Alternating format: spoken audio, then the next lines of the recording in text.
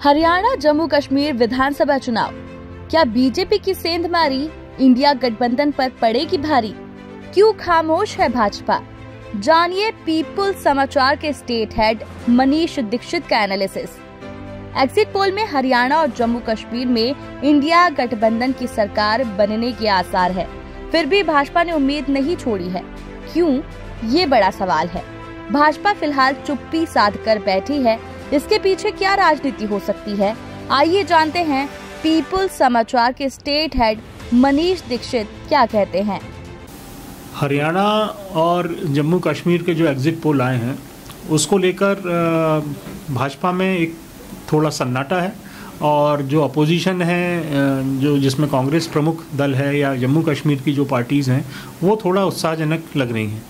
मगर जो भी राजनीति को समझते हैं उनका ऐसा मानना है कि अगर कहीं पर भी, जैसे जम्मू कश्मीर के अगर आप एग्जिट पोल को ध्यान से देखें तो अधिकांश जो हैं वो बिल्कुल जिसको बोलते हैं कि मेजॉरिटी के पास लाके खड़े कर रहे हैं कांग्रेस और उसका जो अलायंस है उसको।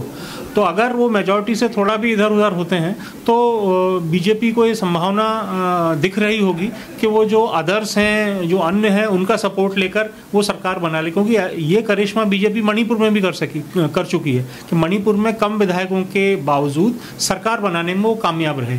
हरियाणा को लेकर जरूर थोड़ा सा सेटबैक लगेगा मुझे लगता है, क्योंकि जो हरियाणा के एग्जिट पोल आए हैं या उसके पहले जो वहाँ से रिपोर्ट्स आ रही थी हम लोगों के पास, तो उसमें यह है कि इस बार तीसरी बार हरियाणा में कमल खिलने में थोड़ा सा मुश्किल है। और मुश्किल इसलिए कह रहा हूँ मैं कि जो फीडबैक है वो इस तरह ही इशारा कर रहा है। बट कई बार होता है कि एग्जिट पोल और जो फीडबैक सिस्टम है वो भी, क्योंकि जनता के मन में या वोटर के मन में क्या है ये आप जज नहीं कर सकते। क्योंकि मध्य प्रदेश में हमने देखा है, तेलंगाना में हमने देखा है, कई ऐसे इलेक्शंस हुए हैं कि जिसमें एग्जिट पोल कुछ कह रहा है, नतीजे कुछ आए। बिहार का अगर आप लोगों को याद हो, बड़ा ऐतिहासिक था कि वहाँ बम पटाखे फूटने लगे थे और 10 बजे के बाद परिणाम चेंज हो गए थे।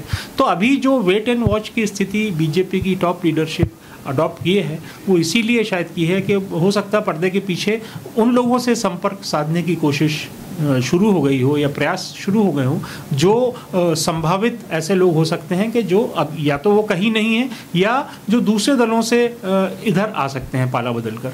क्योंकि आजकल राजनीति में कुछ परमानेंट तो रह नहीं गया है।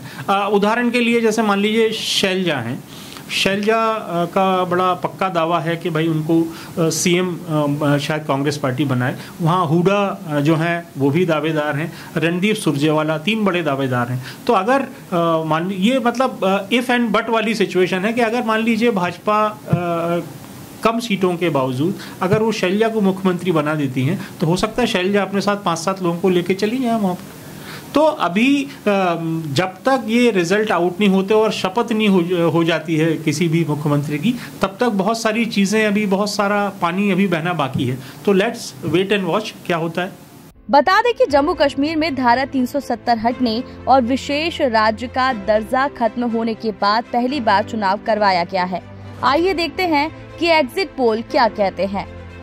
जम्मू कश्मीर में कांग्रेस एनसी गठबंधन। पीपुल्स प्लस के एग्जिट पोल में जम्मू कश्मीर में बीजेपी को 23 से 27 सीटें मिलती दिख रही है, जबकि कांग्रेस एनसी गठबंधन को 46 से 50 सीटें मिलने का अनुमान जताया गया है। वहीं अन्य के खाते में 4 से 6 सीटें और पीडीपी के खाते में 7 से 11 सीटें मिलने की संभावना है। रिपब्लिक मैट्रिक्स एग्जिट पोल में कांग्रेस एनसी गठबंधन को 28 से 30 सीटें मिलती दिख रही है, जबकि बीजेपी के खाते में 28 से 30 सीटें मिलती दिख रही है। पीडीपी को 5 से 7 सीटें, जबकि अन्य के खाते में 8 से 16 सीटें मिलने का अनुमान है। इंडिया टुडे सी वोटर के सर्वे के मुताबिक जम्मू कश्मीर में कांग्रेस एनसी गठबंधन को बहुमत मिलता दिख रहा है। एग्जिट पोल के मुताबिक 90 सीटों वाले राज्य में कांग्रेस एनसी गठबंधन को 40 से 48 सीटें, बीजेपी को 27 से 32, पीडीपी को 6 से 12 सीटें, अन्य के खाते में 6 से 11 सीटें मिलने का अनुमान है।